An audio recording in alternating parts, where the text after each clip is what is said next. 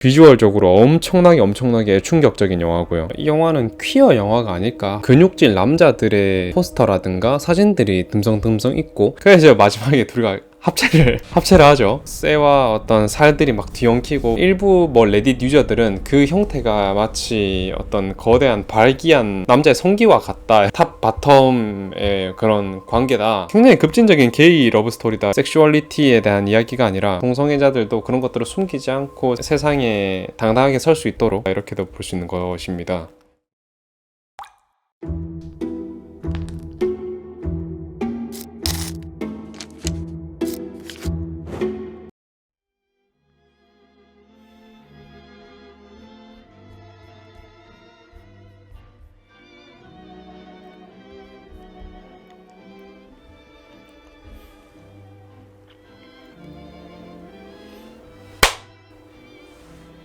네, 안녕하십니까 여러분들, 딥그린입니다. 오늘도 금요일에 찾아오게 됐는데, 오늘도 지금 낮에 촬영을 하고 있습니다. 저번주 영상 같은 경우에는 낮에 촬영을 하긴 했는데, 그때가 촬영 시작한 게 한 4시쯤이었을 거예요. 촬영 시간이 엄청 길었거든요, 그날이. 여러분들은 편집된 본이라 가지고 잘 모르시겠지만, 제가 그날따라 좀 많이 버벅거려 가지고 한 커트를 아예 그냥 날려버리고 새로 시작하고 그랬었거든요. 왜 그런지 모르겠습니다. 그래가지고 촬영이 한 7시에 끝났나 그랬을 거예요. 그래서 3시간을 연달아서 그렇게 찍다 보니까, 요새 점점 계절이 바뀌어가는 그쯤이다 보니까 해가 빨리 지잖아요. 그래가지고 그때 색 보정을 몇 단계로 나눠가지고 그렇게 했던 기억이 있는데, 어두운 분위기가 달라지니까. 그래서 오늘은 지금 딱 3시에 시작을 했습니다. 그리고 오늘 컨디션도 괜찮아가지고 나쁘지 않게 잘 할 수 있을 것 같아요. 그린이 여러분들 잘 지내셨나요? 오늘 이렇게 또 돌아오게 됐는데, 이제 다음 주부터는 또 추석 연휴가 시작되죠. 진짜 완전 다들 설레실 것 같은데, 당연히 저처럼 같이 일하시는 분들은 또 평소랑 똑같겠네, 아유 남들 노는 거 보면서 또 일하려니까 현타 막 온다, 이렇게 얘기하시는 분들도 계실 것 같은데, 힘냅시다. 힘내고, 여튼 한 주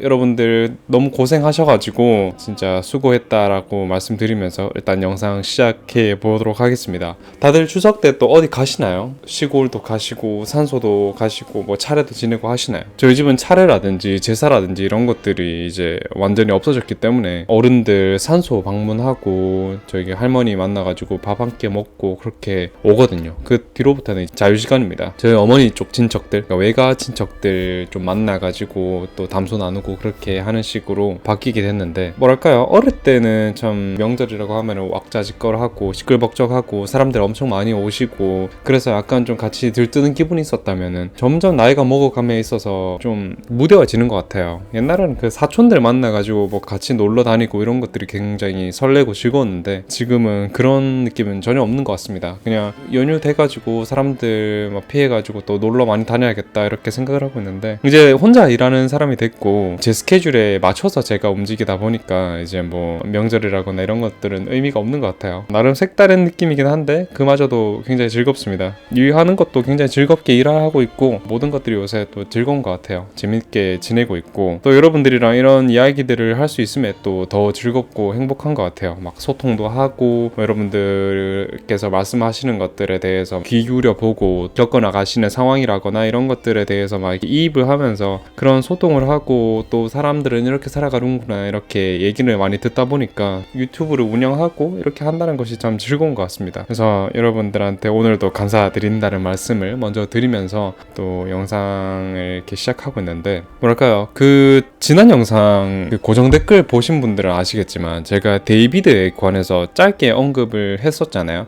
그러니까 그 부분에 대해서 따로 영상을 뽑아내겠다, 그 부분에 대해서 조금 더 정황이라든지 많은 것들이 확정되는 것들이 있다면은 그 부분에 대해서 또 영상을 찍어보겠다 이렇게 말씀을 드렸는데, 원래 제가 무슨 사건 사고라든지 뭐 가십에 대해서 촬영을 하고 또 그거에 대해서 이야기를 하는 사람은 아니기 때문에, 이 부분에 대해서는 뭐 좀 민감한 부분일 수도 있고 또 잘못된 소식을 전달해 드릴 수도 있기 때문에 안 해야겠다 이렇게 생각을 했었지만 뭐랄까요, 요새 좀 많이 낙담을 했거든요. 왜냐면은 저는 음악이라든지 영화라든지 그런 것들을 접함으로 인해서 우리가 인생에서 채울 수 없는 감동이라든가 낭만이라든가 이런 것들을 좀 간접적으로 받아들이고 있거든요. 그래서 음악이라는 게 제 인생에서 정말 많이 중요한 매개고 존재입니다. 근데 그 노래 안에서도 가장 순수한 형태의 사랑에 대해서 이야기를 하고 밑바닥에 있는 그런 감정에 대해서도 솔직하게 이야기하는 그런 부분들이 너무 사랑스러웠던 아티스트였고, 저보다 어리지만 너무나도 배우는 게 많다라고 생각이 들 정도로 좀 많이 좋아했었거든요. 근데 처음에 이 소식을 들었을 때 손이 떨릴 정도로 좀 믿기 어려웠습니다. 여러분들이랑 그 얘기를 하면서 제가 어떤 느낌을 받았는지에 대해서도 또 이야기를 하고 싶고, 지금도 사실 믿기지가 않아요. 빠른 시일 내에 촬영을 하고 또 올라볼 것 같은데 우리가 알던 그 사람과 사건의 갭이 너무너무 커서 지금도 좀 뭐랄까요, 헤어나오지를 못하겠는 그런 실정입니다.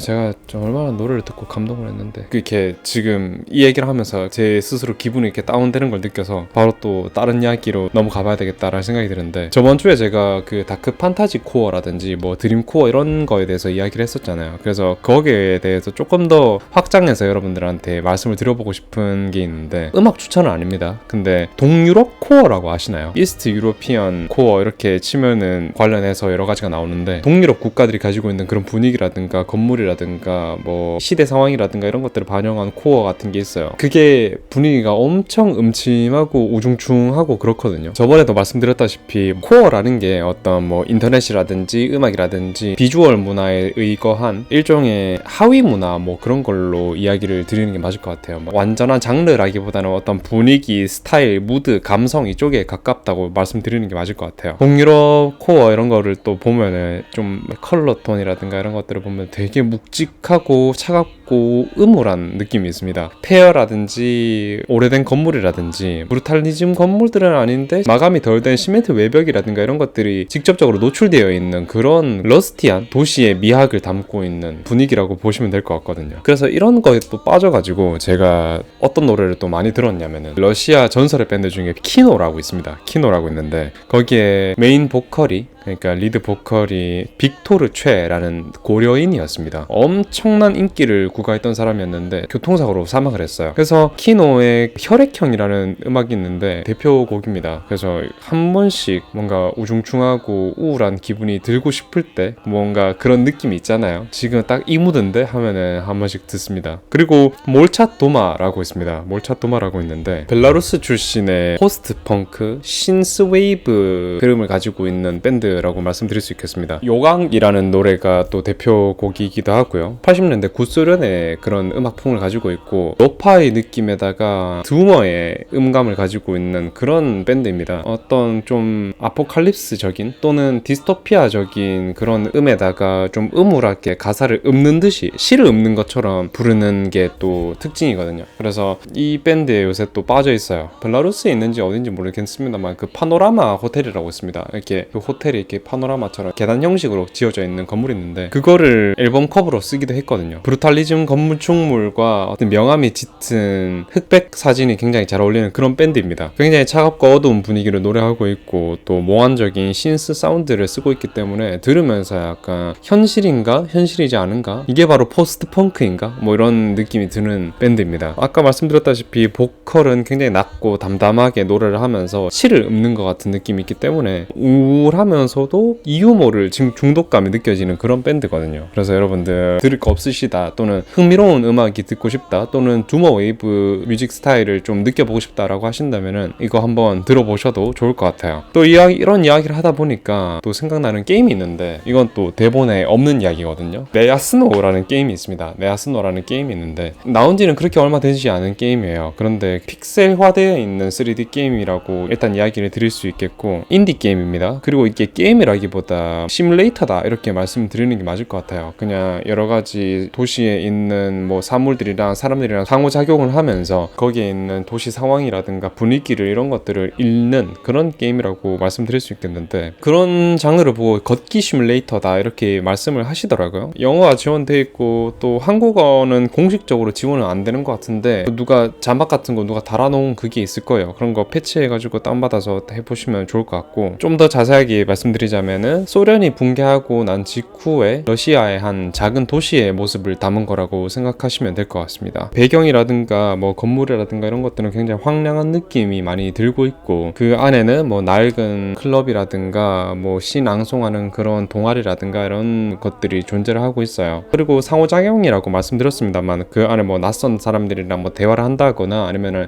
택시 기사와 대화를 한다거나 아니면 시 낭송하는 것을 지켜본다거나 이런 것들이 다입니다. 중독, 부질없는 삶의 의미에 대해서 이야기를 하는 좀 무거운 감정적인 것들을 건드리는 게임이라고 이야기를 할 수 있겠어요. 그래서 제가 이거를 직접 해본 건 아니고 게임 플레이 영상들을 이렇게 쭉 지켜봤는데 좀 공허하고 쓸쓸한 느낌이 강했다 이렇게 말씀을 드릴 수 있겠고, 재미로 하는 게임은 아닙니다. 그냥 어떤 시뮬레이터 또는 체험하는 거다 이렇게 말씀을 드리는 게 맞을 것 같고, 개인적으로 저는 신앙송 하는 거랑 택시 기사가 마지막 엔딩에서 그 주인공에게 하는 이야기가 굉장히 인상적이었다 이렇게 말씀을 드릴 수 있겠어요. 그래서 뭐 아까 말씀드렸다시피 소련이 붕괴되고 사회 전반에 깔리는 뭐 절망이라든가 혼란이라든가 이런 우울과 낙담 이런 것들을 보여주기 때문에 사람들의 태도랑 NPC들의 태도가 굉장히 환락적이거나 아니면은 그와 완전히 반대로 절망적인 태도를 가지고 있거나, 또는 대화를 하다 보면은 희망적인 이야기를 하나도 하지 않는구나 이런 것들을 알 수 있어요. 오히려 그런 부분들이 마음에 들었던 것 같습니다. 그 와중에 굴뚝에서 피어나는 연기라든가 이런 따뜻한 심상들이 얽혀 있는 게 인상 깊었는데, 어떤 나라가 붕괴하고 또 디폴트가 되고 그 혼란한 와중에도 사람들이 그래도 뭔가 사유를 하고 또 삶을 이어나가는구나 이런 것들을 좀 느꼈던 게임이었고, 많은 생각들을 하게 됐던 그런 게임이었어요. 그리고 또 어릴 때부터 이런 우중충한 감성들을 되게 좋아했던 것 같습니다. 당연히 밝고 따뜻하고 행복한 그런 것들도 너무너무 좋아하죠. 근데 그 와중에 제 삶 틈새 하나하나에 보면은 이런 우울하거나 몽환적이라거나 또는 약간의 자기 파괴적인 이런 메시지를 가지고 있는 그런 것들을 원하는 것 같습니다. 재밌는 것 같아요. 그래서 아마 고어 영화를 좋아하고 거의 준 스너프 필름에 가까운 영화들도 궁금증을 이기지 못하고 찾아보고 그랬던 과거가 있지 않나 생각이 듭니다. 그래서 거의 오늘 영상 도입부를 무슨 영화 소개 또는 진짜 게임 소개하듯이 이렇게 해버렸는데, 글쎄요, 저도 모르게 괜히 막 네아스노라는 그런 시뮬레이터 게임도 들고 와버렸고, 오늘도 여러분들한테 여러가지 참지 못하고 주절주절 이야기를 하고 있습니다. 그럼 여기서 오늘의 음악 이야기도 하나 추천해드리고 넘어가야 되지 않겠습니까? 초반에 이야기했던 그런 것들과 다르게 굉장히 행복하고 되게 귀여운 음악을 들고 왔어요. 바로 지소쿠리 클럽의 피넛버터 샌드위치입니다.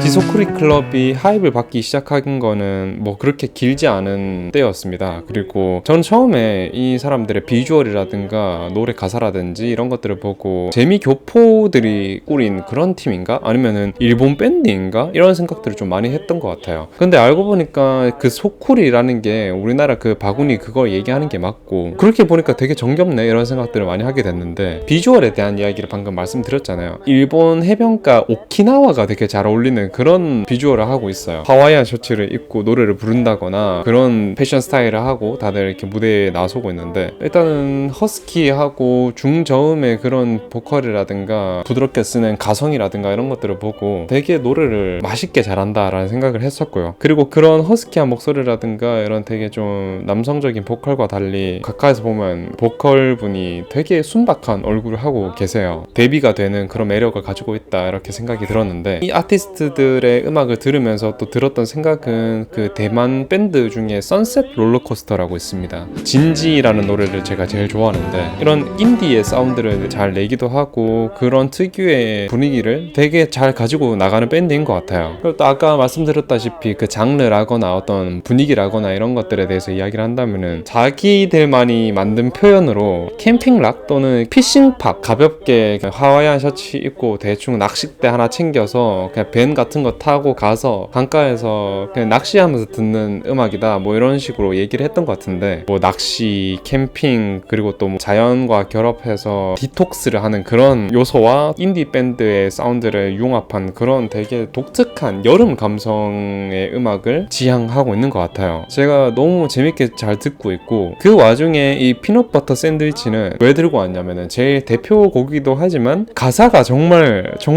귀여워요. 가사 가사에 대해서 여러분들이랑 같이 이야기를 해보고 싶은데, 노래의 내용에 대해서 먼저 이야기를 해보자면은, 네가 JB라는 남자애랑 데이트를 하고 요새 같이 놀러 다닌다라는 것을 듣고 있어. 근데 내가 보니까 걔는 좀 아닌 것 같아. 돈도 많고 가진 것도 많고 막 너한테 비싼 거 좀 덥석덥석 사주고 그러는데, 그런 가진 게 많고 그런 걸수록 좀 나중에 되면은 업신여길지도 몰라. 그러니까 피넛버터 샌드위치밖에 가지고 있는 게 없는 나 같은 남자는 어때? 약간 이런 식으로 자기가 좋아하는 어떤 썸남이 있는 여자에 대한 질투의 노래인 거죠. 그래서 그 부분을 좀 들려드리고 싶은데, 가사가 진짜 귀여워요. Heard you hang out with the JB, text you to the best steakhouse, but I got bad feeling about him. 그 놈이 마피아 조직과 뭔가 연관되어 있는 놈이면 어떡해. 존 윅이 걔를 쫓아가고 있으면 어떡해. 그러면 너 식사도 제대로 마치지도 못할 거고 맨날 방탄복 입고 다녀야 될 거고, 그런 놈들이랑 다니면은 인생이 되게 피곤해질 거야. 이렇게 얘기를 하면서 I just had peanut butter and no one is after me 라고 이야기를 하고 있어요. 나는 땅콩버터 샌드위치밖에 없어가지고 아무도 날 안 쫓아와, 이렇게 얘기를 하고 있는 겁니다. 그리고 또 되게 가사가 재밌다라고 느꼈던 게 뭐냐면은, 존 윅도 나오고 시카리오의 알레한드로도 나오고 있어요. 알레한드로를 보고 You saw him? He is cold-blooded. 그 사람은 냉혈한인 거 알잖아, 뭐 이렇게 얘기를 하면서 애써 막 이렇게 팔 잡고 끌어내고 있는 그런 모습이에요. 그런 남자랑 만나려면은 요가는 아무 소용없어, 주짓수라도 배워야 될걸? 막 이렇게 얘기를 하고 있는데, 마지막 가사가 정말 압권입니다. 원래 여기 후크, 브릿지 부분을 I just had peanut butter, no one is after me, 이거를 이제 4번 반복하는 게 원래 브릿지인데, 마지막 구절에서는 I just had peanut butter, no one is after me, 그리고 I just had peanut butter, my mom is after me, 그 다음에 I just had peanut butter, will you buy me some bread? 라고 이야기를 하고 있어요. 엄마가 쫓아오고 빵 한 조각만 사주면 안 돼? 뭐 이렇게 얘기를 하고 있는데, 진짜 가사가 너무 귀여워서 되게 좀 힙하고 좀 아련한 그런 음악일 줄 알았는데, 가사를 제대로 보고 나니까 더 매력 있는 노래다 생각이 들더라고요. 그래서 앞으로도 이 아티스트들의 음악은 진짜 잘 즐겨 들을 것 같고, 이 가사를 어떤 경위에서 쓰게 됐는지, 그리고 또 자기가 실제로 이런 기분이 들었기 때문에 이렇게 가사를 썼지 않았을지, 이런 생각이 들고 있습니다. 진짜 귀여운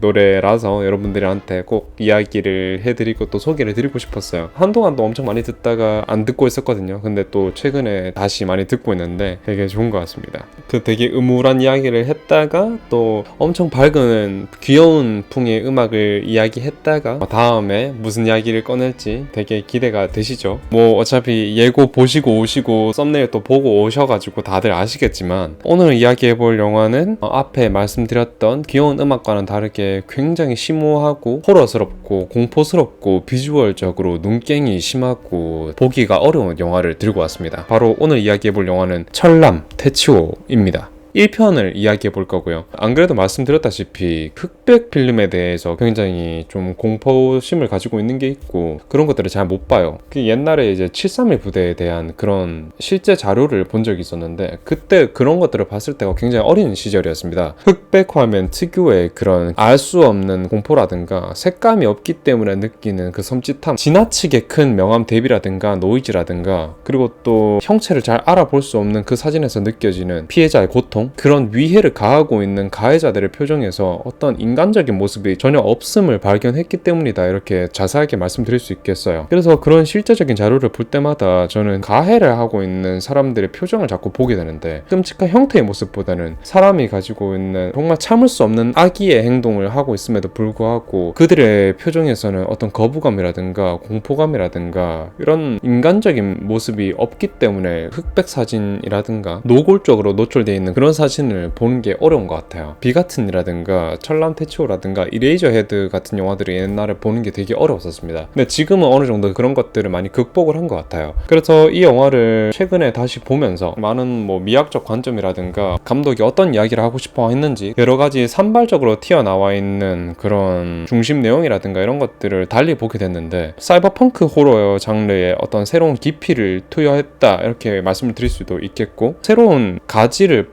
스쳐나가게 했던 영화인 것 같다, 이렇게 말씀을 드릴 수 있겠어요. 그리고 신체가 기괴하게 변해가는 그런 바디 호러적인 요소들 역시 강력하게 내포하고 있다, 이렇게 보여집니다. 이레이저 헤드와도 굉장히 비슷한 영상체지만 거기에다가 더 기괴하고 심오한 주제를 포함하고 있는 것 같기도 하고, 매우 새 냄새 가득한 공장의 사운드라든가 심상이 엿보이는 그런 영화예요. 비주얼적으로 엄청나게 충격적인 영화고요. 아까 말씀드렸다시피 흑백의 어둡고 불안하고 심상치 않은 공포감을 많이 느끼시는 분이라면은 평생 피해야 될 영화 중 하나지 않을까 생각을 하고 있습니다. 러닝타임이 1시간 5분인가 정도밖에 되지 않아요. 그럼에도 불구하고 보는 입장에서는 그 러닝타임이 엄청나게 길게 느껴졌던 부분이 있었습니다. 공포라고 이야기를 하면서도 카툰이라든가 만화적인 연출이라든가 대사 이런 것들이 많이 혼재되어 있는 느낌이라서 보면서도 현실적인 느낌은 아예 없다라고 생각하시면서 보면 될 것 같아요. 그러면은 이 영화에 대해서 오늘 또 자세하게 이야기를 해볼 거고, 이 영화를 보셨던 분들 같은 경우에는 제가 이야기하는 드리는 해석들이 좀 많이 놀라우실 수도 있을 것 같아요. 그래서 그 부분에 대해서 이야기를 하기 앞서서 줄거리부터 자세하게 알아보도록 하겠습니다. 그럼 바로 출발해볼까요?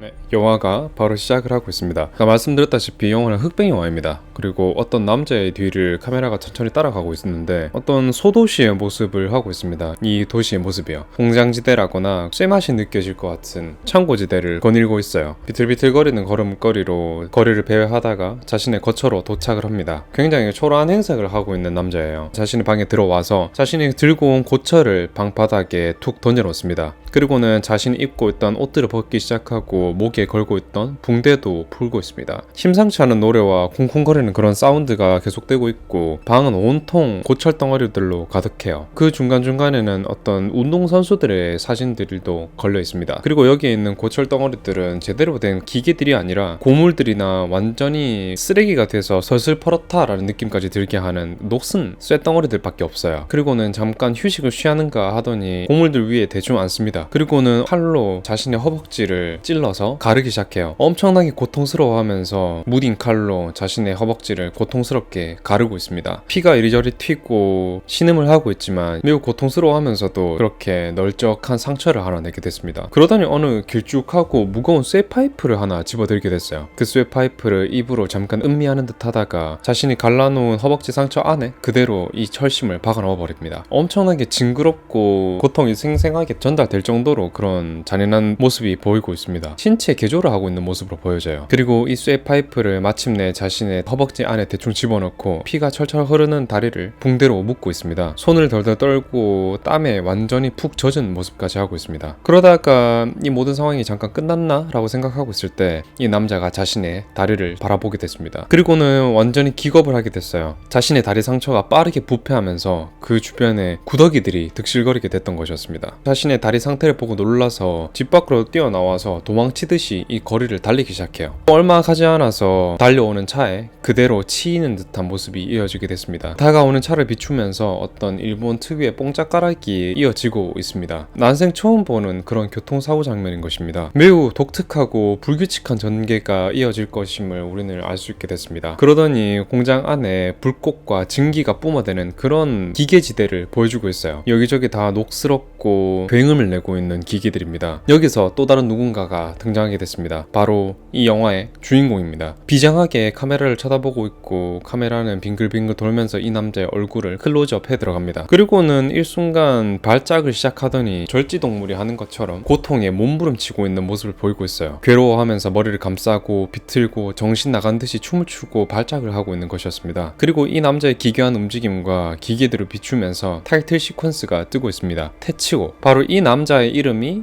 테치오, 그리고 이 영화의 이름 역시 테치오인 것입니다. 본격적인 스토리가 전개되고 있습니다. 그렇게 한참을 비틀다가 꿈에서 깨듯이 테치오의 현실로 돌아오게 됐습니다. 그리고 테치오는 아침에 일어나서 전동 면도기로 면도를 하고 있습니다. 근데 이때 얼굴에 작은 뾰루지 같은 것을 발견하게 됐어요. 필라멘트 같은 게 뺨에 붙어 있었는데 그것을 건드니까 오래된 고름을 짰던 것처럼 피가 터져 나오게 됐습니다. 의아하게 여긴 테치오는 어찌됐건 출근을 해야 되니까 그 상처에 반창고를 붙이고 하고 하루를 시작하게 됐습니다. 그리고는 누군가와 전화를 하고 있는 모습을 보이고 있는데 수화기 너머에는 여성의 목소리가 들려오고 있고요. 서로 여보세요? 모시모시만 반복하고 있는 중입니다. 이게 무슨 전화를 하고 있는 건지도 잘 모르겠어요. 그리고 집은 굉장히 좁고 아늑해 보이긴 합니다. 고양이도 몇 마리 보이고요. 그냥 평범한 집에 사는 평범한 남자의 모습을 하고 있습니다. 머리에 기름을 잘 바르고 다니는 그런 남자 말입니다. 근데 이 모습 뒤로 어느 여자와 성관계를 맺는 모습이 계속 크로스 되고 있어요. CCTV로 관음하는 듯한 그런 모습으로 보여지고 있는 것입니다. 그리고 마침내 여자가 이야기를 이어나가게 되는데 이런 이야기를 하는 것이었습니다. 나 저번에 그 일에 대해서 생각을 해봤는데 야릇한 기분이 들었어요 라는 이야기를 하고 있습니다. 뭔 이야기인지 자세하게 알 수 없습니다만 중간중간에 꿈처럼 지나가는 그 성관계 형상, 그 부분에 대해서 이야기를 하는 것일까요? 그리고 태치오는 그랬었군 이렇게 이야기를 하고 전화를 끊습니다. 곧 이어서 태치오는 출근길에 나서게 됐어요. 아침에 난 상처가 아픈지 반창고를 붙여놓은 그 부위를 계속 더듬더듬거리면서 그렇게 출근하고 있습니다. 지하철을 타고 이동을 하다가 몸이 급격하게 안 좋아지는 것을 느끼고 전철에서 빠져나와서 역사에 놓여있는 벤치에 급하게 앉았어요. 자신의 손수건으로 코를 닦고 그렇게 하고 있는데 벤치에 앉다가 옆에 있던 여자랑 부딪히게 됐습니다. 이 여자는 굉장히 소심하고 소극적인 사람인지 태치오 이렇게 부딪히자마자 바로 옆자리로 자리를 한 칸 옮기게 되었고요. 그리고 태치오와 부딪히고 얼마 되지 않아서 뭔가를 보기 시작해요. 이 여성의 시선에만 보이는 무언가인 것 같습니다. 첫 장면에서 등장했던 남자의 모습이 보이고 있는 것 같습니다. 그리고 우리는 그 사람을 철심남이라고 부르도록 하겠습니다. 철심남의 모습을 보게 됐는데 이 남자는 어느 구덩이에 갇혀서 몸을 덜덜 떨고 안에서 뭔가를 조작하는 것 같은 그런 모습을 보이고 있어요. 여자는 무섭지만 그 부분에 대해서 호기심을 가져서 바닥에 놓여있는 고철덩어리 같은 것에 손을 가까이 댑니다. 우리 시선에서는 철심남의 모습으로 보이지만 이 여자의 시선으로는 어떤 고철덩어리로 보이는 그런 모습인가 봐요.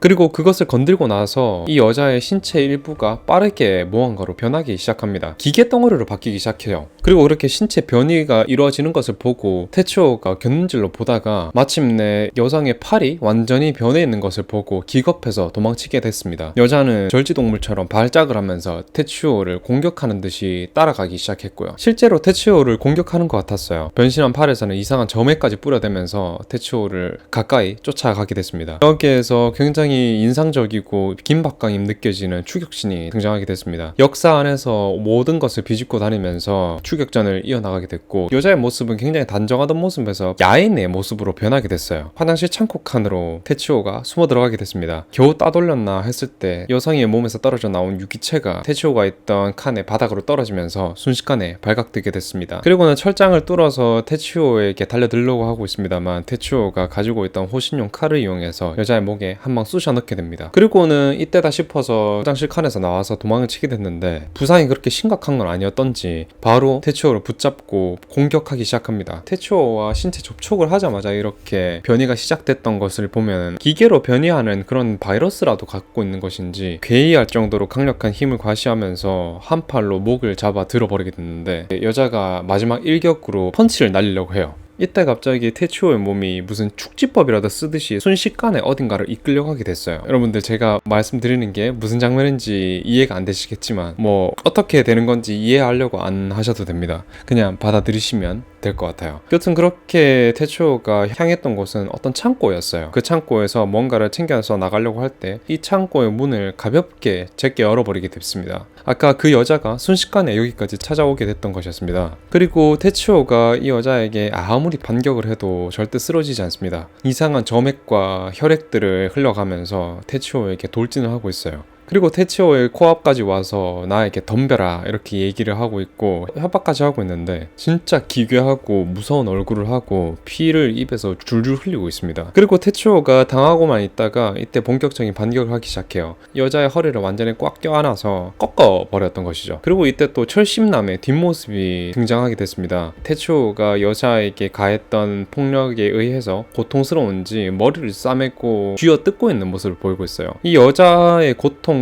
이 철심남의 고통이 혼연일체가 된 듯한 그런 모습을 보이고 있습니다. 그리고 분노와 공포에 각성한 태치오가 일격에 그녀를 날려버리면서 상황이 종료되었습니다. 그리고 분하다는 듯이 철심남이 고철덩어리에다가 샷건을 탁 날리게 됐고요. 이렇게 끝나나 했을 때 이 일로 인해서 테치오의 변이 역시 빠르게 진행되고 있었습니다. 매우 고통스러운 신체 변형이 시작되었는데 전환 쪽의 팔은 완전히 퉁퉁 부어서 정장 재킷을 까보니까 유기체와 기계가 접합되어 있는 그런 굉장히 징그러운 모습으로 변이하게 됐어요. 그리고 발에는 어떤 부스터 같은 것들이 달리면서 완전히 기계 다리가 되어버렸습니다. 테치오는 믿을 수 없다는 듯이 식겁을 하고 소리를 지르고 있습니다만 상황이 나아지진 않았어요. 온갖 조잡한 기계들이 자신의 몸에 부착되고 있는 것이었습니다. 그리고 테치오의 모습을 보여줄 때 지속적으로 철심남의 모습 역시 같이 보여주고 있어요. 교차하면서 보여주게 되는 것인데 테치오와 철심남의 상관관계가 있음을 암시하는 것이 아닐지 모르겠습니다. 그리고 화면은 쉴 새 없이 자주 변하고 있습니다. 이번에는 어느 여자의 모습을 보이고 있는데 태닝한 그런 피부에다가 속옷만 입은 가벼운 옷차림을 하고 있어요. 그리고 정면의 모습을 보니까 성기 쪽에는 매우 길다란 파이프 같은 것이 달려 있었고요. 가슴에는 당장이라도 총알이 나갈 것 같은 드릴 모양의 부착물이 붙어 있습니다. 지옥에서 온 메탈 밴드 같은 그런 비주얼을 하고 있는데 이런 이상한 옷차림을 하고 인도인의 빙의한 댄스를 추고 있습니다. 그렇게 춤을 추면서 알몸 상태의 테치오에게 또 돌진하고 있어요. 그러더니 테치오의 앞에서 자신의 성기를 애무하고 테치오의 뒷구멍에 자신의 길다란 무언가를 박아 넣어버리게 됐습니다. 테치오가 성적 희롱을 마구 당하고 처음 당해보는 고통과 기괴한 느낌에 정신이 완전히 아스트랄계로 가버리고 있는 그런 모습을 보이고 있어요.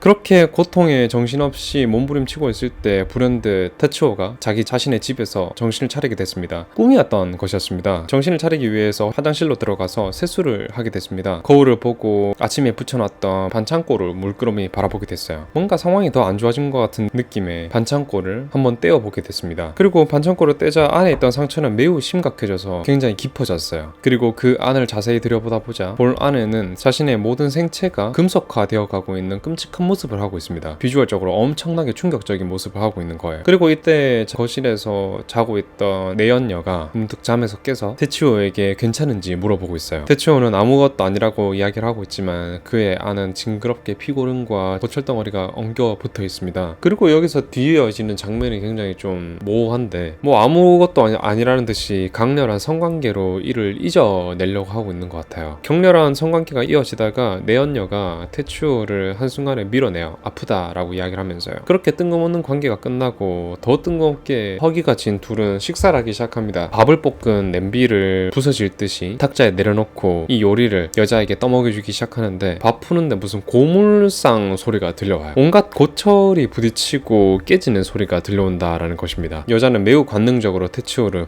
바라보고 있고요. 그리고 소세지를 입으로 건네자 여자가 소세지를 핥고 있어요. 어떤 성적인 무언가가 떠오르는 모습으로 소세지를 핥고 있는데 근데 거기에서 쇠 긁는 소리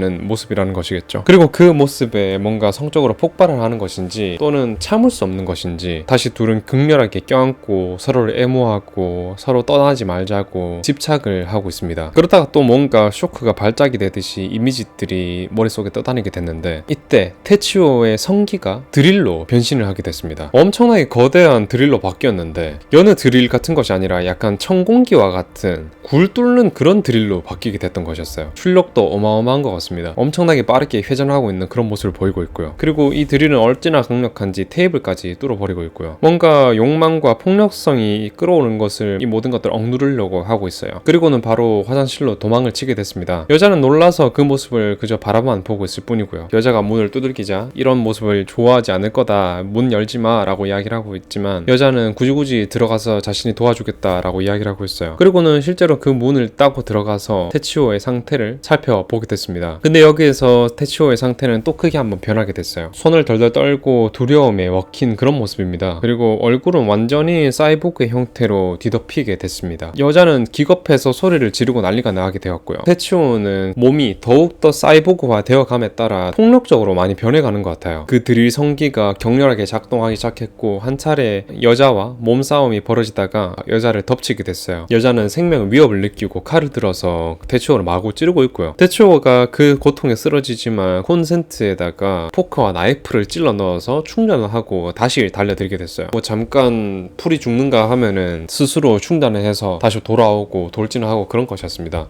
그래서 이제 여자가 나이프를 테츠오의 목에다가 깊게 박아 넣습니다. 결국에 테츠오가 완전히 쓰러지게 됐고요. 그 드릴도 작동을 멈추게 됐던 것이었어요. 그리고 쓰러진 테츠오에게 여자가 애무를 하고 애정 행각을 하고 있습니다. 완전히 죽은 건 아닌 테츠오가 그 애정 행각을 받아주다가 갑자기 다시금 과거의 어떤 트리거가 된 기억들이 떠오르기 시작해요. 그 기억들이라는 게 굉장히 좀 모호한 것이기도 합니다. 흑백 화면이라서 그런지 아니면 제대로 일부러 보여주지 않는 것인지 명확하지는 않습니다. 대충 어떤 형상의 모습을 보이고 있는데 정신을 차리고 현실로 돌아왔을 때 자신의 성기 드릴이 작동되고 있는 것을 발견하게 됐습니다. 그리고 자신의 위에 올라타 있던 여성을 이 드릴이 관통을 하게 되었고요. 장기가 한순간에 파열돼 버리고만 그 여자는 어마어마한 양의 출혈을 일으키면서 그대로 엎어져 쓰러지게 됐습니다. 이때 철심남은 그 모습에 굉장히 기뻐하면서 춤을 추고 있어요. 그렇게 여자는 사망하게 됐고 사이보그가 된 테츠오의 몸은 이제 쉽게 죽지 않는 몸이 되었던 것이었습니다. 절규를 하고 절망에 빠져서 욕조물에 몸을 담그고 휴식을 시작하고 있습니다. 뭐라도 좀 되돌아왔으면 좋겠습니다만 나아지는 게 전혀 없어요.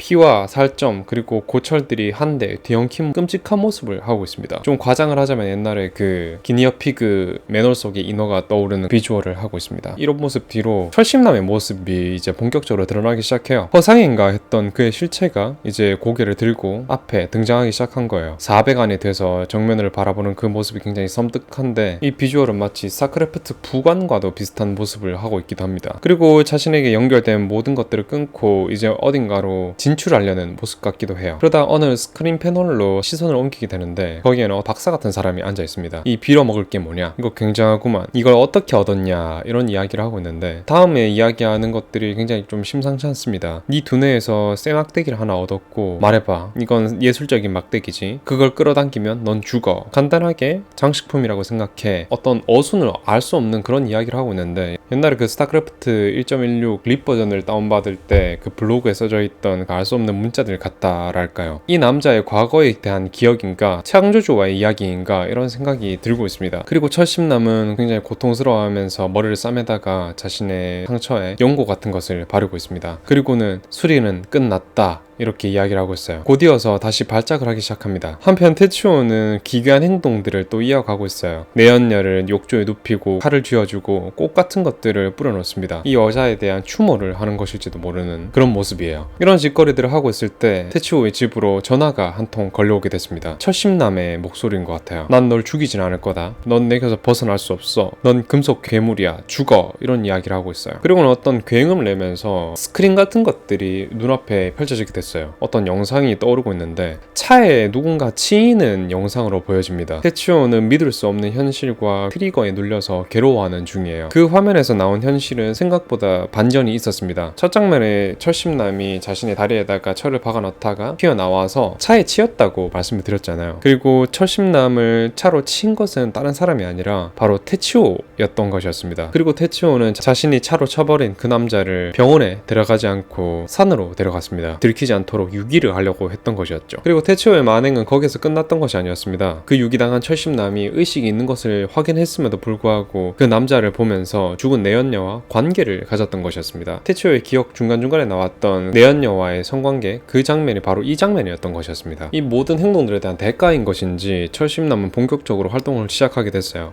엄청난 속도로 길거리를 지나가고 있는데 이것들을 다 스톱모션이라고 해야 될까요? 그런 기법들을 이용해서 비춰주고 있습니다. 이 남자는 테츠오를 찾아다니고 있는 것 같아요. 한편 테츠오는 또다시 고통에 몸부림치고 발작 중입니다. 집안이 개판이 되고 자신이 키우던 고양이들도 자신의 영향으로 인해서 신체가 기계화되고 있는 모습을 보이고 있습니다. 또 충격적이게도 욕조에 누워있던 내연녀도 다시 벌떡 일어나서 자신에게 기어오고 있어요. 테츠오가 또 기겁을 하고 바로 공격을 하기 시작했는데 얼마 지나지 않아서 그녀의 배와 장기에서 흙 같은 것들이 뿜어져 나오게 됐어요. 꽃들도 튀어나오고 솜들도 튀어나오고 이상한 장면이 나열되다가 그녀의 몸을 뚫고 누군가가 등장하게 됐습니다. 그것은 바로 철심남이었습니다. 이 남자를 보고 깜짝 놀란 테츠오가 도망을 치려고 하지만 바로 붙잡히게 됐어요. 이제 이 두 쇠 냄새나는 남자 둘의 대화가 시작됩니다. 마치 전형적인 능글스러운 빌런처럼 괴이한 움직임으로 다가가고 있어요. 너의 두뇌도 금속으로 변하게 될 거다 라고 이야기를 하고 있어요. 그리고 세계 역시 마찬가지로 차가운 금속으로 변할 것이다 이렇게 예고를 하고 있습니다. 이제 화면은 이 둘의 시선이 결합돼서 새로운 세계를 보여주고 있어요. 좀 미니어처로 된 스카이넷이랄까요? 어떤 서슬퍼런 도시의 모습을 보이게 되는데 이것이 바로 그들이 정복해 나갈 세상의 모습인 것 같습니다. 녹슨 쇠 냄새가 가득한 그런 세상을 보여주고 있는 것이에요.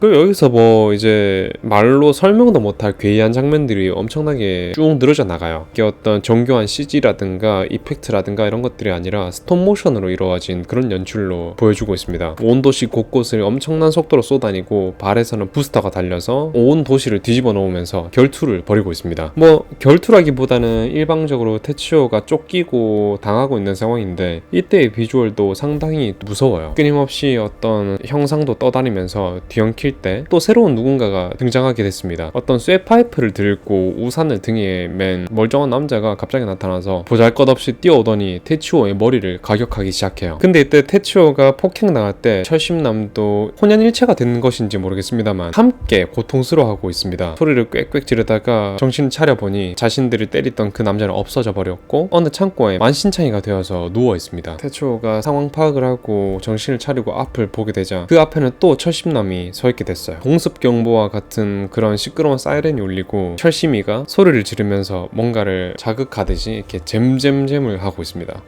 뭐 어떤 거를 보여주고 싶어 하는지는 잘 모르겠습니다만 진짜 이렇게 잼잼잼 하고 있어요. 근데 이렇게 잼잼잼을 하는 거에 맞춰서 여기저기 사물들에서 불꽃이 튀고 쇠판에 구멍이 뚫리고 기계들이 격렬하게 작동하고 있는 그런 모습을 보이고 있어요. 당연히 여러분들 무슨 장면인지 다 이해를 할 필요는 없으실 것 같습니다. 갑자기 철심남의 팔이 진화를 하는 것인지 잘 모르겠는데 그리고는 테츠오에게 다가와가지고 이런 대사를 읊습니다. 내 몸이 녹슨 게 보이느냐? 녹슨 쇠막대기를 꽂았어.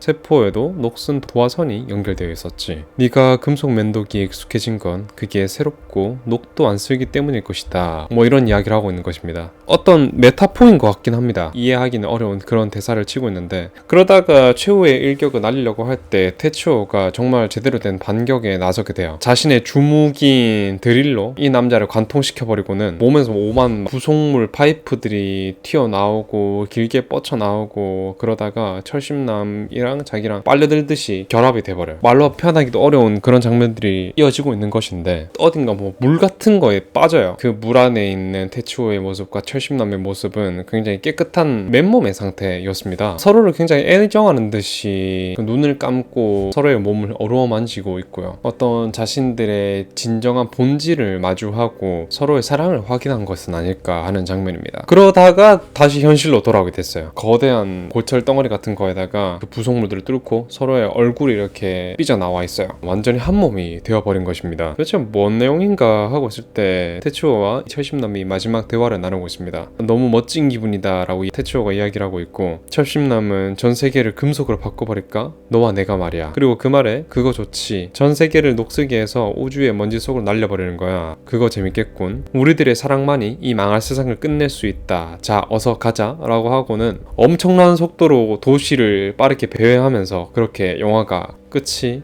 납니다.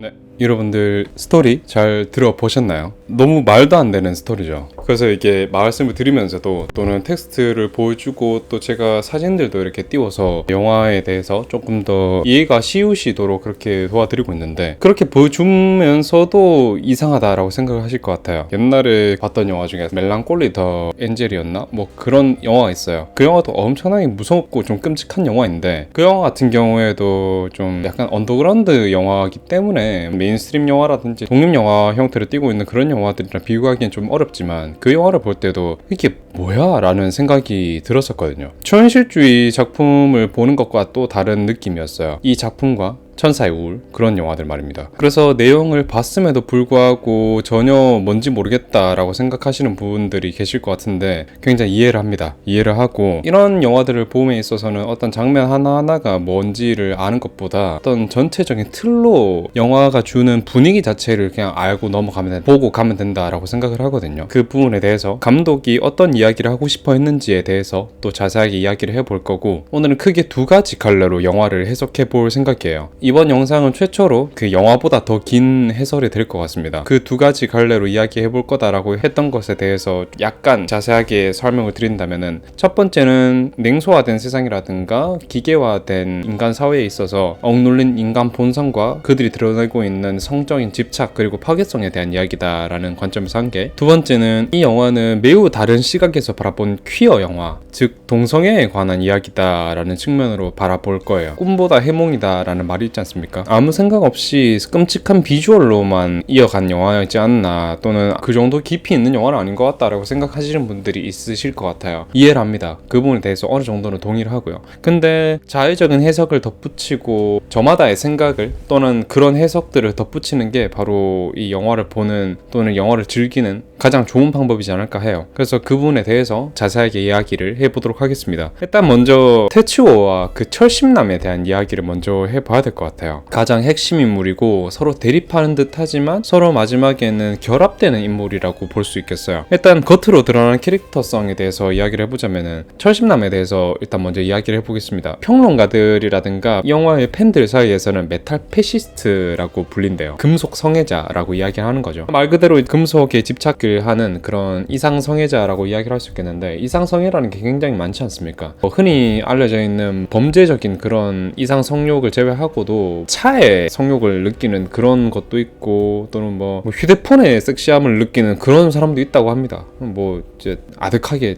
너무 간버린 거죠. 그와 비슷한 예로 이제 철심남이 이 영화에서 금속을 사랑하는, 금속에 집착하는 그 존재로 등장을 하는 거죠. 그래서 영화 첫 장면 같은 경우에는 몸속에다가 세부치들을 결합시키는 신체 개조를 스스로 하는 그런 장면이라고 볼 수 있겠어요. 그리고 이 캐릭터의 기능이다 라고 한다면 모든 사건의 촉발자다 이렇게 얘기를 드릴 수 있겠는데, 첫 장면에서 이 철심남이 그 차에 치여 죽으면서 어떤 철에 대한 집착이라든가 저주 같은 복수의 기운이 테치오에게 전이되게 되는 것이었습니다. 그래서 테치오의 끔찍한 변이라는 것은 단순히 사고로 인한 또는 바이러스로 인한 그런 것들이 아니라 이 철심남 패시스트의 욕망이 그대로 옮겨 붙은 것이라고 이야기를 할 수 있겠어요. 또 이 영화에서는 끊임없이 등장하는 금속품들과 마찬가지로 성적인 메시지들이 끊임없이 등장을 하고 있습니다. 그 테츠오가 떠올리는 과거의 뜨문뜨문한 그 기억 속에 성관계를 하는 장면이라든가, 틈만 나면은 서로를 물고 뜯고 하는 그런 장면이라든가, 아니면은 테츠오의 목에 칼을 박아 넣음으로써 테츠오가 쓰러졌음에도 불구하고 그 몸 위로 M으로 하는 모습이라든가, 이런 성적인 메타포라든지 장면들이 굉장히 많이 들어가 있어요. 그래서 철심남이 첫 장면에서 쇠파이프를 박아 넣는 그 부분이 어떤 자해적인 성적 쾌락이지 않을까라는 생각도 하게 됐습니다.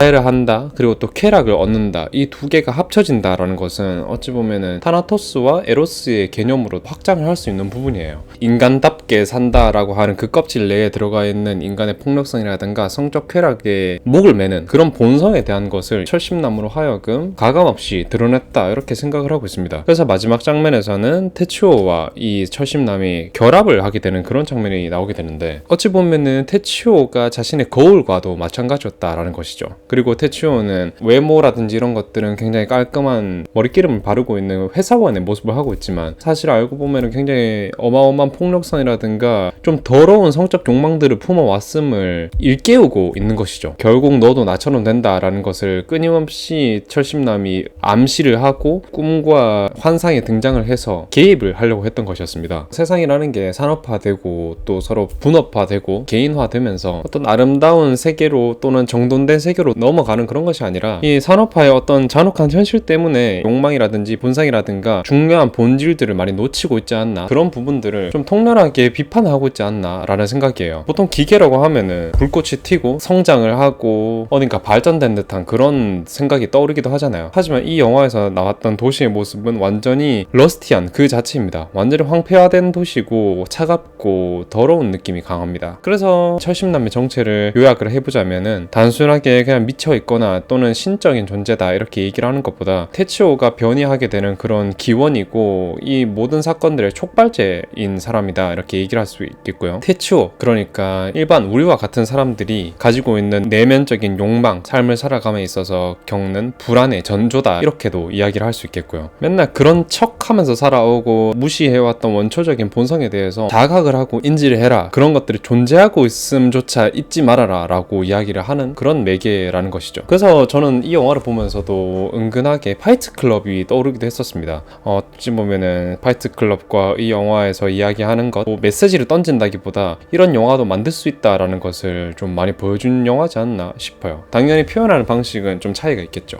테츠오에 대해서 이야기를 바로 해보도록 하겠습니다. 테츠오는 그냥 기본적인 성격으로 그냥 샐러리맨입니다. 평범한 회사원이라고 이야기를 할 수 있겠고, 근데 이 평범하다라는 것 자체가 어떤 일본 사회에서는 억압된 정체성이라거나 표출되지 못한 원초적 본능 이런 거라고 이야기 드릴 수 있겠어요. 규칙적이고 굉장히 감정을 드러내지 않고 평범하게 살아가는 그런 사람들 말입니다. 그러니까 겉으로는 그냥 멀끔한 사람이지만 그 안에는 억눌려 있는 욕망들이라거나 불안이 차곡차곡 쌓아져 나가 있다, 이런 이야기를 하고 있는 것이죠. 그리고 신체가 기계로 변함에 따라 테츠오의 그런 억압된 감정들이 폭발되게 되었는데, 무난한 성적 취향을 가지고 있어 보였던 테츠오가 철심남을 차로 쳐버렸을 때 그의 눈앞에서 자신의 애인과 뭐 성적 관계를 맺는다든가, 아니면은 완전히 사이보그가 되어버렸을 때 자신의 성기가 드릴로 변했을 때 그렇게 얘기를 하는 거죠. 너도 드릴 성기랑 관계하고 싶잖아, 뭐 음탕한 년아, 이렇게 얘기를 하는 거죠. 이런 식으로 테츠오는 중간중간에 자신의 어떤 더러운 욕망이라든가 원초적인 폭력적인 성적 취향이 있었음을 은근하게 밝혀왔었습니다. 그래서 테츠오에게 있어서 이 기계로 변한다라는 것이 단순한 저주라기보다는 잠자고 있던 욕망이 이 기계라는 매개를 통해서 완전히 폭발하고 형상화된 것이라고도 이야기를 할 수 있겠죠. 그래서 마지막 장면에 어떤 커다란 고철덩어리 안에 철심남과 테츠오가 같이 결합이 됐을 때 환상적인 기분이다 라고 이야기했던 것이 바로 그 부분이 아닐까 하고 있습니다. 따라서 아까 말씀드렸던 것처럼 에로스와 타나토스의 개념으로도 이 부분을 가져갈 수 있다라고 생각이 들어요. 이게 이제 프로이트의 철학에서 나오는 관념인데, 저는 철심남 이 사람이 바로 타나토스라고 이야기를 할 수 있겠고, 테츠오가 바로 에로스지 않을까라는 생각을 하게 됐던 것이었습니다. 그리고 둘이가 최종적으로 융합하는 게 어떤 단순한 뭐 액션의 마무리다, 이제 뭐 완전히 파워레인지가 됐구나, 이런 게 아니라 거기에서 합의를 이루어서 하나가 됐구나, 이렇게 보고 있거든요. 타나토스라고 한다면 죽음의 충동이다, 이렇게 얘기를 할 수 있겠는데, 끊임없이 죽음이라든가 해체를 할 거나 자기 파괴에 대한 그런 이야기들을 내포해왔고, 마지막 장면에서는 이 세상을 금속으로 뒤덮어버리자, 이렇게 얘기를 하고 있습니다. 넌 세상의 종말을 끊임없이 가져오려고 하는 위험한 존재다, 이렇게 말씀을 드릴 수 있겠고, 테츠오 같은 경우에는 에로스, 성적 충동이다, 이렇게 보여지는데, 기계화되면서도 폭력성이라든가 이런 것들이 보이긴 합니다만 근본적으로는 이제 성적 취향이 훨씬 더 강해진다, 이렇게 보고 있습니다. 동호 반복이지만 여자친구와의 성관계 장면, 끊임없이 몸이 팽창한다거나 아니면은 드릴도 점점 커진다거나, 여자친구의 반격으로 인해서 쓰러져 있음에도 불구하고 그 여자가 자신의 몸을 애무해오자 드릴 성기가 다시 활발하게 작동하는 것이라든지, 이런 것들을 보면은 성적인 욕망이 엄청나게 강렬한 사람이다 라고 볼 수도 있겠어요. 당연히 프로이트의 그리스로마 신화에 나왔던 그 에로스의 원형이라고 볼 수는 없겠습니다. 기계와 융합되면서 점점 잠식되고 있는 그런 모습도 보이고 있기 때문에 어떤 뭐 순수한 생명의 뭐 또는 사랑의 그런 것이 아니라 파괴적인 성적 충동이다, 가지를 뻗쳐나가 볼 수 있을 것 같아요. 그러면 여기에서 감독은 이 둘이 합의를 이루었다라는 그 부분에 대해서 이 개념을 이해함에 있어서 에로스에 대한 이야기만 할 수 없고 타나토스에 대한 이야기만 할 수 없기 때문에 처음에는 둘이가 이제 대립구조로 갔다가 결합되는 것으로 감독은 마무리를 짓고자 했던 것 같습니다. 그래서 저는 이 철심남을 보면서 이 레이저헤드의 곰보신과 조금 닮아 있을지도 모르겠다라는 생각을 했어요. 이 레이저헤드의 그 곰보신은 잉태의 신이지 않습니까? 둘이가 행동하는 그런 양상이라든가 어떤 개념 자체는 완전히 다르지만 모든 사건들을 또 시작시키고 근본적으로는 그 모든 행위들이라든지 세상을 지배하고 있는 존재로 그려지기 때문에 영화의 촉매제다, 그리고 없어서는 안 되는 존재다, 또는 약간의 신적인 존재 또는 영적인 존재다라고 보는 그 부분에 있어서 약간 비슷한 부분이 있지 않을까 생각을 했어요. 조금만 더 깊게 들어가서 이 영화가 가지고 있는 공포 호러적인 장르라거나 또 사운드라거나 화면적인 이야기, 그리고 또 그 안에서 볼 수 있는 또 다른 이야기에 대해서 자세하게 이야기를 해보고 싶어요. 비주얼이 너무 좀 충격적이고 끔찍하고 그로테스크하기 때문에 보기 어렵습니다. 진짜 보기 어렵고, 앞서서 말씀드렸다시피 이런 비주얼에 좀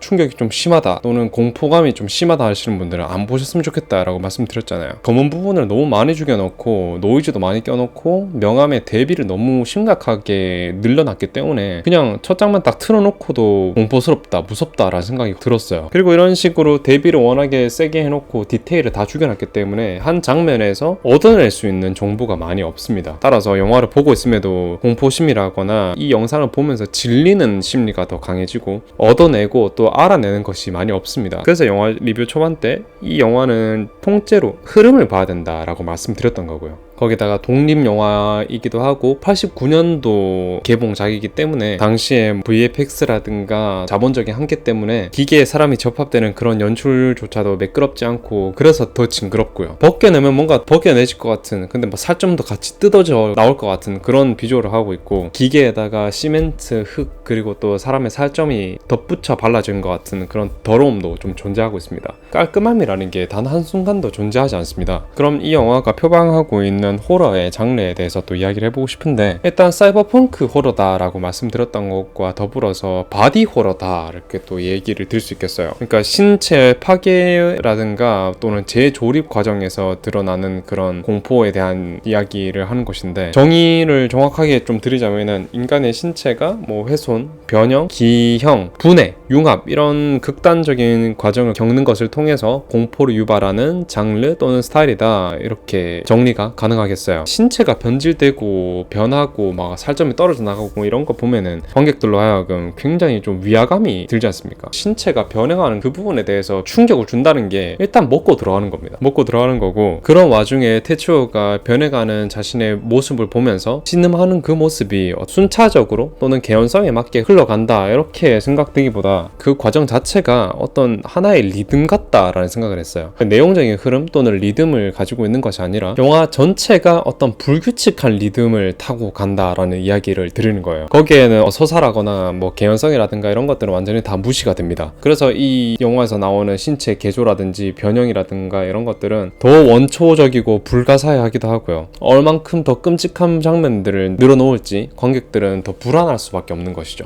또 이 영화는 대사가 거의 없습니다. 대사가 없기 때문에 속도감 있게 전개가 뻗쳐져 나갑니다. 영화 러닝타임 자체가 굉장히 긴 것 같은데 뭐 심적으로 지쳐서 그런 것일지도 모르겠습니다만 영화 러닝타임이 1시간 5분밖에 되지 않아요. 이 빠르게 전개되는 그 안에 많은 내용들을 집어넣었다라는 이야기로도 치환이 가능하겠어요. 이런 대사가 없다라는 것은 이 영화에서 나오는 시각과 청각에 더 크게 의존하게 만든다라고 보고 있거든요. 그 부분에 집중하게 만들면서 이 영화의 스토리를 이어나가게 된다라는 것은 직접 설명하지 않음으로써 관객들의 개인적인 해석을 이끌어내기에 충분하다라는 이야기로도 말할 수 있겠습니다. 인물들의 심리라거나 상황들의 전개에 대해서 서로 대사를 주고받음으로써 전달을 하지 않고 영화에서 보여주는 환경이라거나 인물의 그 상태 이런 것들로 느끼게 만들었던 것이죠. 좀 회의적으로 이야기를 하자면 굉장히 불친절한 영화다라고 말씀도 드릴 수 있겠습니다. 사운드에 대해서 이야기를 해보자면 그라인드 코어라고 있습니다. 고어 그라인드라고 해야 될지 모르겠습니다만 구글이라든지 이런 데에다가 검색을 하지 마십시오. 그 끔찍한 사진들이 또 튀어나오거든요. 철을 때리는 소리라든가 전자식 음악 사운드, 화이트 노이즈, 공장지대에서 들을 수 있는 그런 노이즈 등등 음향들이 백그라운드로 영화의 리듬을 만들어주고 있다라는 생각도 하게 됐어요. 영화의 진정한 심장의 역할을 하고 있는 것이 아닐까라는 생각도 하게 됐습니다. 우리 심장이라는 게 살아있으면 무조건 뛰는 거잖아요. 근데 그것에 대해서 우리가 크게 반응을 하고 느끼고 있지는 않지 않습니까? 그런 것처럼 이 영화도 맥박을 계속 뛰게 해주는 게 바로 이 거지 같은 철 부딪히는 소리라는 거죠. 이런 식으로 영화의 분위기 자체를 굉장히 잘 만든 것 같다라는 생각도 하고 있습니다. 이 영화가 제가 바로 좋은 영화다라고 말을 하긴 어렵겠지만 영화의 분위기 자체를 조성하는 데는 완성도 있게 만들었구나 라는 생각을 하게 만들었습니다. 그리고 여기에서 화면에 대해서 좀 이야기를 해보자면은 흑백 영화인데 대비를 엄청나게 높여놨고 거기에다가 6, 70년대 쓰일 법한 그런 필름 그레인들을 잔뜩 넣어놨어요. 컬러가 없으니까 원래 눈이 그렇게 산만하지 않다라고 이야기를 해야 되는데 비해 훨씬 산만하고 공포스럽습니다. 거칠고 불안하고 날 것 같은 그 느낌이 생생하기 때문에 더욱더 공포스럽고 위험한 느낌이 들게 된다라는 것이죠. 미술이라든지 특수 분장에 꽤나 공을 많이 드는 게 또 보이기도 해요. 기술적인 그 자본적인 한계를 스톱모션으로 다 메꿨거든요. 그래서 영화 보면은 뭐 말도 안 되는 그런 애니메이션 같은 또는 핑고 같은 애니메이션에서 쓰일 법한 그런 장면들이 꽤 많이 나옵니다. 되게 흥미롭고 또 독특한 부분이라는 건데, 이거를 보면서 얀 슈방크마예르 감독의 광기라는 작품이 떠오르기도 했어요. 그 사람이 만든 작품들이라든지 뭐 애니메이션 이런 것들 보면 스톱모션을 활용해서 메시지를 전달하는 것들이 꽤 많거든요. 스톱모션으로 한 땀 한 땀 메꿨다라고 하는 그 부분에서 조잡하고 별로다 이런 생각보다는 굉장히 이 영화의 색채랑 되게 잘 어울린다라는 생각이 강하게 들었어요. 마지막으로 너무 길지 않아서 참 다행인 영화다라고 생각이 듭니다. 너무 그로테스크하고 질리고 무섭거든요, 영화가. 그리고 또 청각적으로도 쇠 부딪히는 소리, 쇠 끓는 소리 이런 것들이 들려오고 있고 테러적이기 때문에 보는 것 자체가 굉장히 고문입니다. 영화를 1시간 동안 딱 봤는데 2시간 본 것 같은 그런 기분이었거든요. 더 길었으면 정말 큰일 날 뻔했다라는 생각도 좀 강하게 들어요. 이 영화를 보고 많은 분들은 또 이런 말씀들도 하실 것 같아요. 별 쓰레기 같은 영화 다 보겠네, 너무 있어 보이려고 하는 그런 것 같다, 이렇게 말씀하시는 분들이 계실 것 같아요. 실제로도 그런 분들 많이 계시고요. 저도 어느 정도는 동의를 하고 너무 형이상학적이고 추상적이다라는 생각들을 많이 하고 있습니다. 그럼에도 불구하고 저는 일본의 이런 과감한 예술적인 문화 풍토가 대단하기도 하다라는 생각이 들기도 하고, 독립영화라서 이 정도까지 만들 수 있지 않았을까라는 생각이 들기도 했어요. 이 영화 덕분에 나름의 하이브를 받기도 하고 컬트 영화의 또 선봉장에 있는 영화이기도 하지 않습니까? 그래서 이런 영화들이 나오는 것 자체는 뭐 비난하고 싶은 생각은 전혀 없습니다. 그러면서 여기에서 마지막으로 제가 이 영화는 퀴어 영화가 아닐까 하는 생각이 있었다고 했잖아요. 그 부분에 대해서 또 이야기를 해보고 싶어요. 이 영화에서 성적인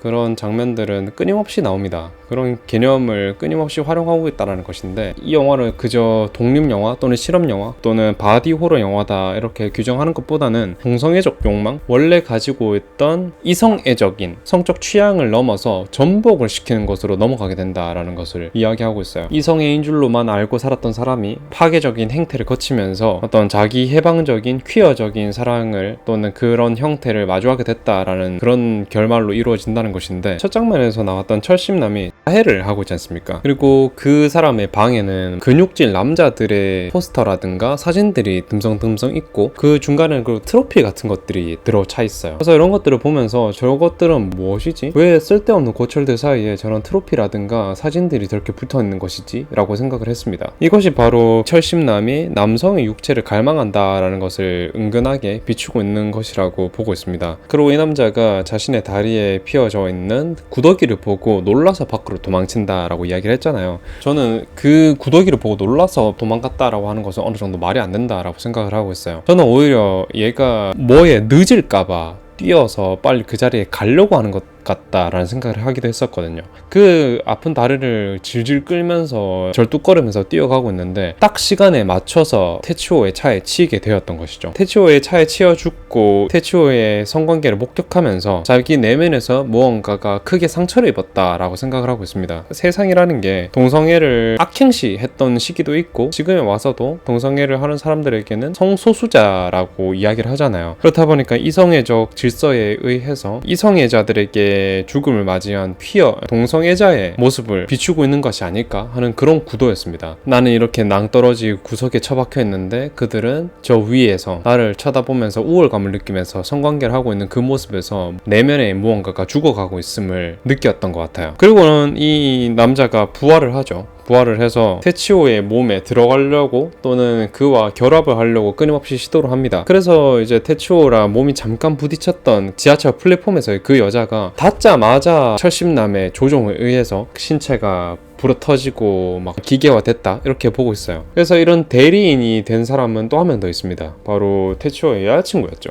그 대리인들을 통해서 테츠오를 유혹하기도 하고 공격하기도 하고 그러고 있습니다. 따라서 테츠오가 이 영화 내내 마주했던 사람들은 그 자체가 아니라 바로 철심남 그 자체였다라는 것으로도 보여지는 것이죠. 철심남이 이 여자들에게 빙의를 했던 것이다. 이 얘기를 하는 것입니다. 여자친구가 죽었다가 다시 일어나가지고 몸싸움을 벌이는 듯 하다가 그 몸을 뚫고 태치오의 앞에 철심남이 딱 등장을 하게 되는 것이었죠. 전투를 하고 둘이 막 죽을 둥 살둥 막 싸우고 막 그랬다고 했잖아요. 근데 거기에서 좀 특이하게 철심남이 태치오한테 꽃다발을 이렇게 선물하기도 합니다. 그 왜 꽃다발을 왜 들고 왔을까라는 생각을 했을 때 이 남자가 어떤 태치오를 어떤 성적인 대상으로 바라보고 있구나, 애정적 느낌을 가지고 있구나, 뭐 이런 식으로 생각을 하게 됐던 것이었죠. 그 이게 말이 전투다라고 얘기를 했던 것이지 부의 모습과도 비슷하기도 하고, 또는 굉장히 관능적인 모습으로 철심남에게 막 다가가서 막 이렇게 전형적인 빌런 움직임으로 막 그렇게 얘기를 한다라고 했지만, 그게 굉장히 요염하고 매혹적인 그런 자태로 태치오에게 다가가기도 합니다. 그리고 둘이가 완전히 결합되기 직전에 어떤 몸에서 뭔가 뿜어져 나온다거나 태치오의 몸에서 드릴이 나와서 그 남자의 몸에 박아 넣는 그런 부분이라든가, 태닝을 하고 있던 여자가 자신이 성기가 이제 막 길다란 막대기가 되면서 이상한 인도춤을 추는 그런 장면이 있다고 했잖아요. 그러다가 이제 알몸으로 있는 태치오의 항문에다가 그것을 이렇게 쑤셔 박는 장면이 있는데, 이 모든 것들이 알고 보니 철심남이었다라고 생각을 한다면, 그리고 또 이 영화가 퀴어적인 메시지를 담고 있다라고 한다면 이야기가 설명이 되는 것이겠죠. 굳이 그런 내용을 또는 장면을 넣을 필요가 없으니까요. 그래서 이제 마지막에 둘이가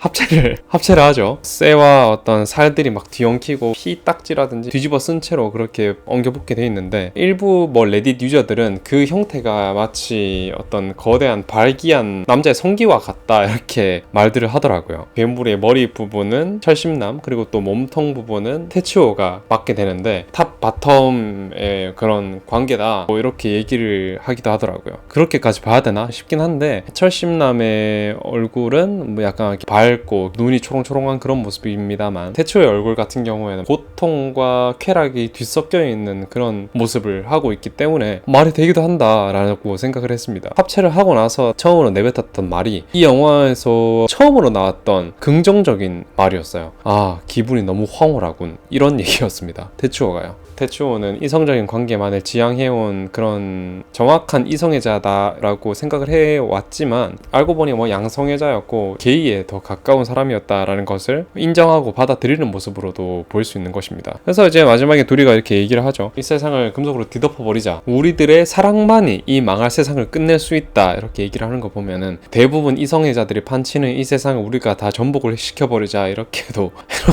볼 수 있는 것이죠. 그래서 아까 일부에서 말씀드렸던 그 장황한 해석에 비하면은 굉장히 좀 약간의 덜 철학적인 저기한 그런 영화로도 해석을 할 수 있는 것이죠. 단순하게 뭐 개인적인 성적 정체성을 찾아간다거나 뭐 어떤 섹슈얼리티에 대한 이야기가 아니라, 동성애자들도 그런 것들을 숨기지 않고 세상에 당당하게 설 수 있도록 세상을 우리가 알아서 재편해보자, 이런 포스트 아포칼립스 같은 그런 결말로 가게 된다라는 것이죠. 남성의 욕망에 대한 뭐 해방, 동성애적인 성적 취향들이 뭐 이 세상을 전복한다, 참지 말고 결합해라, 뭐 이런 걸로도 볼 수 있는 것이죠. 굉장히 급진적인 게이 러브스토리다, 이렇게도 볼 수 있는 것입니다. 일본판 아이언맨, 거기에다가 또 파워레인저, 거기에다가 이레이저 헤드나 비가튼의 징그러운 특유의 고어성까지 합치게 되면 이 영화가 탄생하지 않나, 이렇게 보고 있습니다. 그래서 오늘 영상은 여기까지고요. 제가 말하는 것 보고 꿈보다 해몽이다, 뭔 소리 하는 거야, 이렇게 말씀하실 수도 있을 것 같아요. 당연히 동의합니다. 너무 어려운 영화라서 저도 머리가 너무 아파요. 근데 최대한 이야기를 또 여러분들한테 풀어서 해드리고 싶었고, 저도 이 영화를 봄으로써 어떤 새로운 지평으로 또는 새로운 시각으로 나아가는 거를 원했거든요. 겸사겸사 감독의 의도도 알아챌 수 있으면 그것도 굉장히 행복한 일이겠다라고 생각을 해서 이렇게 리뷰를 해보고 저 혼자서 엄청 많이 공부를 했습니다. 이야기하고 싶어하는 중심 내용은 있다라고 생각을 하고, 무조건 쓰레기다라고만 치부를 하면은